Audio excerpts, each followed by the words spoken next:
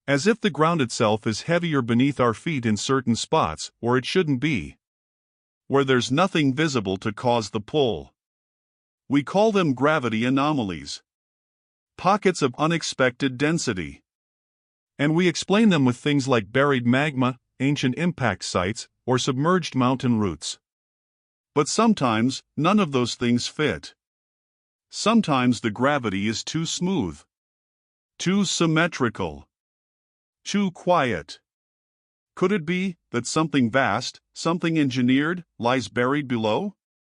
Not buildings, but masses. Machines. Silos. Vaults of forgotten design? Not made for us, or by us, but real, and still exerting force? If a civilization once mastered the planet, truly mastered it, they might have built things that didn't erode, but sank. Not destroyed, but hidden.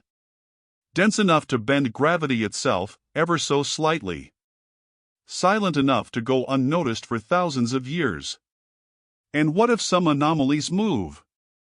Data from satellite orbits hint that a few gravity anomalies drift minutely year by year.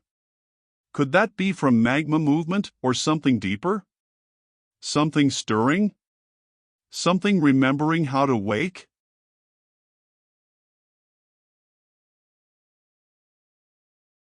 We don't know. We may never. But if gravity can carry memory, then the Earth may be pulling at us not with weight, but with longing. The gravity anomalies. Sometimes, the Earth pulls a little harder in places. Not enough to notice with your body. But satellites see it. Slight dips. Subtle tugs. As if the ground itself is heavier beneath our feet in certain spots, or it shouldn't be. Where there's nothing visible to cause the pull. We call them gravity anomalies. Pockets of unexpected density. And we explain them with things like buried magma, ancient impact sites, or submerged mountain roots. But sometimes, none of those things fit. Sometimes the gravity is too smooth. Too symmetrical. Too quiet. Could it be that something vast, something engineered, lies buried below? Not buildings, but masses. Machines. Silos. Vaults of forgotten design? Not made for us, or by us, but real, and still exerting force? If a civilization once mastered the planet, truly mastered it, they might have built things that didn't erode, but sank. Not destroyed, but hidden. Dense enough to bend gravity itself, ever so slightly. Silent enough to go unnoticed for thousands of years. And what if some anomalies move? Data from satellite orbits hint that a few gravity anomalies drift minutely year by year.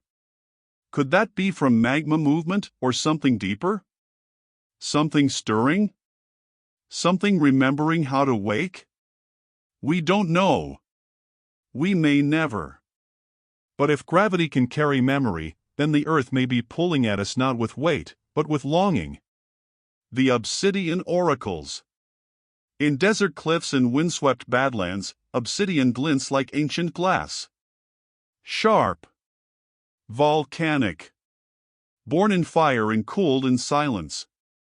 Humans have used it for millennia, arrowheads, tools, blades.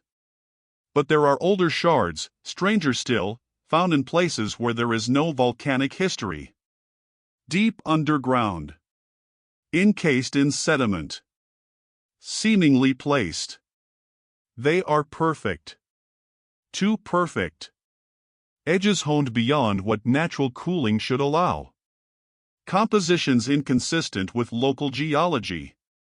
And in one or two rare cases, fragments etched with what appear to be symbols, marks that shimmer only at certain angles. Faint as breath. Gone when you look straight on. Present when you're not quite watching. We call them anomalies. Misplacements. But perhaps they are messages. Or remnants. Or relics from a time before language broke into dialects. Before meaning fragmented into tribes. What if a civilization once etched their science not on paper or stone, but in obsidian? In a medium meant to last, to cut, to whisper across ages? What if these black mirrors are not just tools, but memory holders? Dark books that cannot be read yet, but wait, patient and sharp. Obsidian doesn't decay. It waits. And sometimes, what waits also watches. Perhaps they are not oracles in the mythic sense. Not prophets. But containers. Preservers. The last voice of a vanished people, carried not in air, but in glass. And maybe, just maybe, we're not meant to understand them until the time is right. The river that flows backward. There is a river in South America that defies the rules. It flows uphill. Or so it seems, climbing against topography, twisting in ways no watershed should. Scientists call it a fluvial inversion, a rare event where uplift and erosion reverse the natural course. But this river's behavior is stranger still. It carves patterns that mimic geometric spirals. Its tributaries align with stars. Some believe this is coincidence. That nature plays tricks with erosion and light. But what if this river was once guided? Not by gravity, but by will. Not by water's path of least resistance, but by the blueprints of a vanished people who understood flow as more than physics, who saw rivers as machines, as sacred circuits, as veins through which the planet thinks. Perhaps they carved it first. Then let water follow. A kind of reverse engineering, a hydraulic memory. And now, even after they've vanished, the water remembers. Or perhaps the river is older than we think. Perhaps it was part of something larger, a global system of waterways, canals, and coded currents. Not for trade. Not for irrigation. But for transmission. For resonance. For something we no longer have words for. Could a river be part of a forgotten map? A memory etched not in stone, but in motion? And if so, what else moves in patterns we've mistaken for chance? The silence in the stars. For centuries, we've scanned the sky for signals. We point radio dishes at the heavens. We listen for patterns in the noise. And mostly, we hear nothing. Static. Silence. A great cosmic hush. But perhaps the silence isn't empty. Perhaps it is deliberate. What if the civilizations we seek among the stars are not out there, but were once here? What if the reason we hear nothing from space is not because no one is speaking, but because the ones who once did have already fallen silent? A planet might be the final message. A monument of silence drifting through space. Or Earth itself may be the artifact. A once-lit beacon, now dimmed. A machine turned to forest.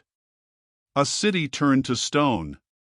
And perhaps, hidden in our own broadcasts, are echoes we do not hear because they're not meant for us. Or because they were meant for someone who came before.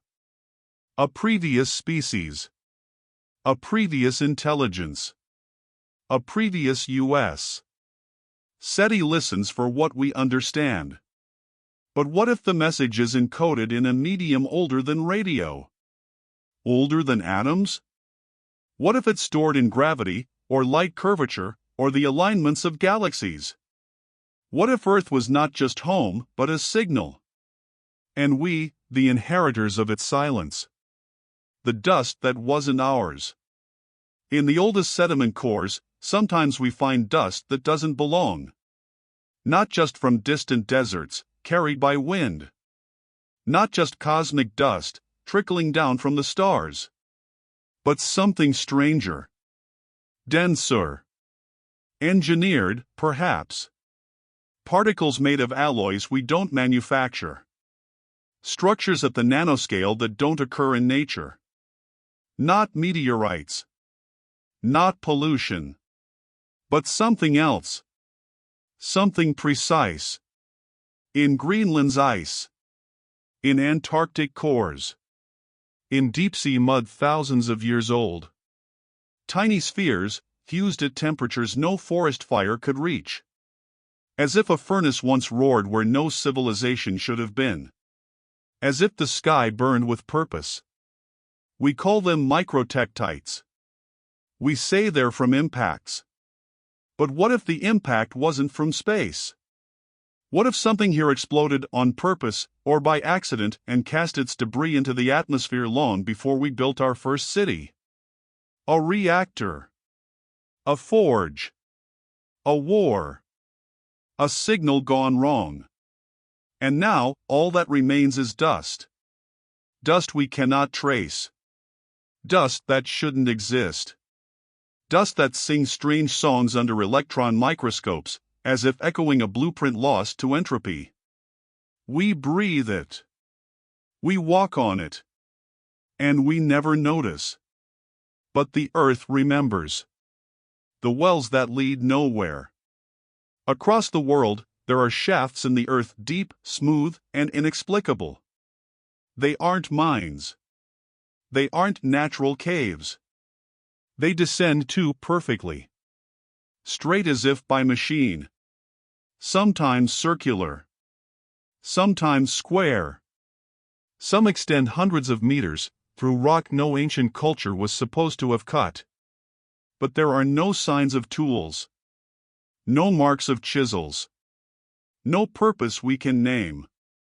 Some call them ritual wells. Others think they're ventilation shafts for forgotten chambers. But many lead to nothing. Just empty blackness. A descent into silence. What if they weren't made for people, but for machines? What if these shafts were part of an infrastructure not meant for our scale? Not built by hands, but by something older? Something vast? Perhaps they led to underground cities, now collapsed. Or energy conduits, forgotten and drained. Or communication nodes, no longer singing. And perhaps, they still work. In some places, sensors pick up faint hums. Vibration patterns too regular for seismic noise. But too soft to trace. We dismiss them. But the wells remain. Empty. Still. Watching. The bones without creatures. In the fossil record, there are patterns we understand. Bones. Teeth. Shells. The echoes of life turn to stone. But sometimes, there are anomalies. Structures that look like vertebrae, but belong to no known animal. Shapes that mimic skulls, but with no jaws. Patterns in rock that resemble the ribbed architecture of life, yet do not match anything on the evolutionary tree. Are they misidentified mineral growths? Or are they bones without creatures? We hesitate to call them fossils. Because they don't fit the story we've built. They are too symmetrical. Too fused. Too advanced. What if they were not creatures at all, but constructs? Bioengineered machines. Living tools. Bodies shaped by knowledge lost in time. A civilization might build with biology as we build with steel. It might leave behind not temples, but tissues. Not scripts, but cells. And in time, those tissues would fossilize, confusing us. Fascinating us.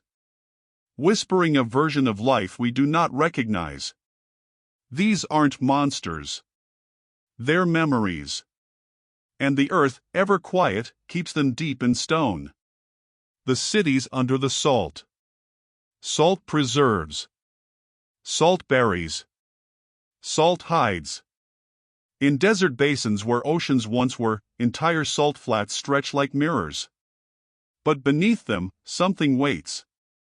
In satellite imagery, square shapes sometimes emerge. Grids.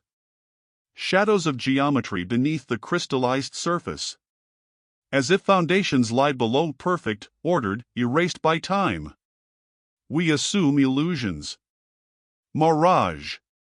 Sensor error. But drills sometimes strike something hard.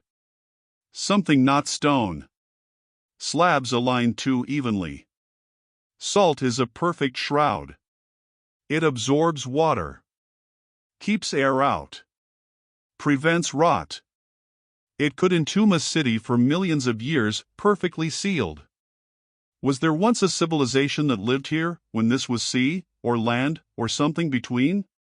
A people who carved from rock salt. Who understood its preserving power? Who built not to rise, but to last? And if so, are their stories still trapped there, beneath the crust? Waiting for a new dry age. A new forgetting. A new remembering. The machines in the magnetosphere. High above the Earth, in the edge of space, magnetic lines dance. The magnetosphere shields us from solar wind. It hums. It flows. But in recent decades, satellites have detected something else. Regular pulses. Signal-like bursts. Highly directional. Repeating, but not natural. Too structured. Too intentional. We blame malfunction. Solar noise. Error. But what if they aren't? What if machines still orbit Earth from a time before our sky was watched? What if relics of a first civilization remain in the magnetosphere, out of reach, out of view, still circling silently? Perhaps they aren't active. Perhaps they only drift. But drift with intent. Like seeds. Like warnings. Or perhaps they are still listening. From the edge of gravity, they hear us now. Our transmissions. Our noise. Our cities lighting up the night. And maybe they are deciding if we're ready. Or if we've made the same mistake they once did. The forests that remember. Beneath the hush of wind-blown canopy, beneath roots that drink deep from vanished rivers, lie stories etched not in paper or song, but in cellular memory. Forests do not speak as we do, but perhaps they remember in other ways. In the shape of a tree's spiral, in the tilt of a moss-covered stone, in the resilience of bark that has known fire, drought, and rebirth, there may be a kind of memory we have forgotten how to read. Once, long before we were here, long before even mammals whispered through undergrowth, the forests of Earth pulsed with alien life. Towering fungi once ruled the land in the Devonian, trees rose without flowers or fruit, and photosynthesis rewrote the planet's breath. But even then, what if something watched? What if some presence passed beneath the branches, not with fur or claw, but with thought? Not in the way we define thought, but in a rhythm of perception older than words. We tend to believe forests are silent. But they are never truly quiet. Roots exchange sugars and signals. Mycorrhizal networks trace invisible webs through the dirt, a kind of woodland internet that predates any cable we've ever buried. Trees warn one another of danger. They withhold, they give, they mourn their fallen kin with nutrient offerings. Could such systems, complex as they are, be the residual echoes of something even more intricate? Could this cooperative memory, this wisdom of trees, be not only organic but inherited? When we clear forests, when we fell a grove that has stood since before our cities rose, we erase more than trees. We erase time. Each ring in a trunk is a season etched in lignin, a life story told in slow, patient circles. And some trees, bristlecone pines, Antarctic beeches, the ghostly clones of aspens, stretch back through millennia. To stand among them is to feel, almost bodily, that something else has witnessed all of this before. That perhaps we are not the first curious species to place hands on bark and wonder what it means to endure. Some believe the planet stores memory in its ecosystems. That if you know where to look in a rare fern's leaf, in the rhythm of blooming cycles, in the migration of pollinators, you might find evidence not just of environmental change, but of something more deliberate. What if a civilization once lived in concert with forests so completely that it left no concrete trace, only behavioral imprints in nature itself? No cities, no tools, no scars, only whispers in the wild. Science gives us frameworks. Paleobotany, dendrochronology, climatology. We can read droughts in the narrow rings of old pines. We can reconstruct ancient atmospheres from the gases caught in amber. But these are tools of hindsight. What they don't tell us, what they may never tell us, is who stood beneath those trees. Who breathed that same air? Who vanished before the world grew cold again? Could it be that memory, real memory, does not live in human minds alone? That memory seeps into soil, twists through vine, and folds itself into leaf? Not because trees choose to remember, but because the universe refuses to forget. Because even decay has memory, and even silence has shape. There are forests, especially in remote corners of Earth, by Louisa, Yakushima, the Congo Basin, that feel impossibly aware. Not sentient in the way we mean, but listening. Waiting. Ancient. Some tribal traditions believe trees house the spirits of ancestors, or that they dream. Some say that if you press your ear to the right trunk on the right night, you will hear something older than wind. And even in our most advanced studies, we know so little. Every year, new plant signaling behaviors are discovered. Every year, a new mystery grows. What if these forests are not just alive, but remembering for something that came before us? We build archives of knowledge in libraries and servers. But forests have been storing knowledge in carbon and root and rain pattern long before we understood the concept. If another civilization did the same, not with metal but with biology, how would we recognize it? Maybe we already have, and misunderstood it as mere nature. Or maybe we haven't yet looked in the right way. Maybe there's a rhythm we've overlooked, because we listen too fast. Maybe the forest speaks in centuries, and we only ever stay for minutes. The forests, after all, do not forget. They fall and regrow. They burn and return. They bury our remains and carry on. In that, there is a kind of quiet defiance, a message not written in code but in renewal. And still, the roots wind deeper. The canopy stretches upward, toward the same sun that warmed lost continents. Toward something. Always reaching. And if the forests are still reaching, then perhaps we are not so different. Perhaps we, too, are looking for something we cannot name. And yet, if the forests are still whispering, still remembering, who or what are they waiting to tell?